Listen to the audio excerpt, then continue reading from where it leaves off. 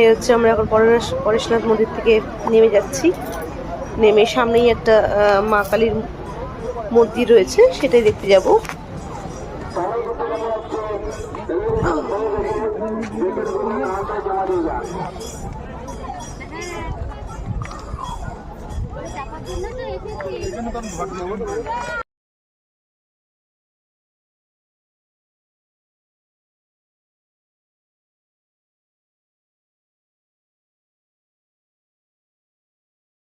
এবার হচ্ছে সেই সামনের মা কালীর মন্দিরটাতে চলে এসেছি আমরা। মায়ের মূর্তি দর্শন করে এবার আবার আমরা বোটে চেপে ফিরে যাচ্ছি।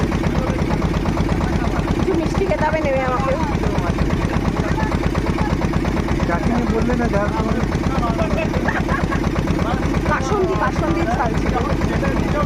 এরকমই আরো ফটোজ ভিডিওস দেখার জন্য আমার প্রোফাইলটাকে ফলো করে রেখো, আমার সাথে থেকে।